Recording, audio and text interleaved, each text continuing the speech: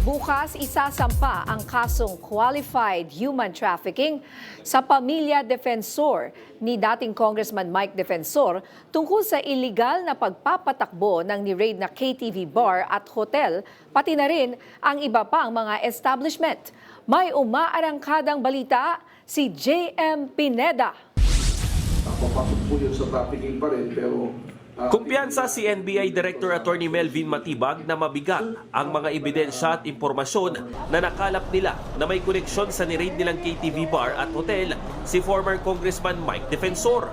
Batay kasi sa organizational structure, kontrolado ng pamilyang Defensor ang kumpanyang Cliff Point Development Corporation na may hawak sa gusaling pinagtatayuan ng KTV bar at ng hotel. may dalawang paraan ng kontrol at parehong nasa kamay ng pamilyang Defensor yan. Yung una po, makikita nyo pagmamayari, 72.96% ng Cliff Point ay hawak ng Pax Libera Mining. Ito ang controlling shareholder. At ang Pax Libera naman ay 75.54% kontrolado ng mga Defensor. Kung saan si Mike ang may-ari ng 65%. Kaya hindi kahit hindi direkta ang pamilya nasa likod ng pinakamalaking bahagi ng Cliff Point. Chairman rin ng board ng Cliff Point, si Defensor, habang ang asawa naman ito ang presidente at ang kanyang anak na abogado, ang corporate secretary. Napag-alaman rin ng NBI na noong 2023 ay halos lahat ng porsyento ng Cliff Point ay nakapangalan kay Mike Defensor. Pero pagdating ng 2024 hanggang 2025 ay bumaba umano ito ng higit 2% at idinaan sa Pax Libera Mining na pagmamay-ari rin ng mga Defensor. Lumalabas rin sa mga dokumento na chairman at presidente ang asawa ng dating mambabatas sa Blue Hotel kung saan nangyayari ang operasyon ng human trafficking. Bilang mag-asawa sa Family Code, pasok sa conjugal property ang kumpanya. Patunay umano na hawak ng pamilya nila ang operasyon nito.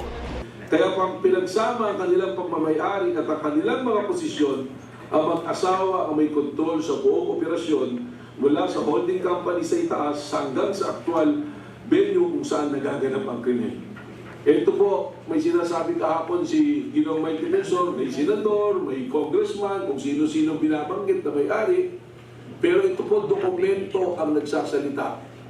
Positibo naman na nagkaroon talaga ng human trafficking activities sa loob at magkadugtong din ang dalawang establishmento kung saan ito ang disenyo para sa iligal na operasyon. Ang pinag-uusapan po natin mga pinalitan na hindi angkop doon sa disenyo ay yung sa loob. At nakita naman natin talaga na mayroong nakatagong hagdanan, nakatagong pintuan, yung supposed to be na design na hindi naman daanan ng sasakyan, nilagay nilang daanan ng sasakyan to make it convenient to cater to the customers ng KTV po na kanilang ginagamit.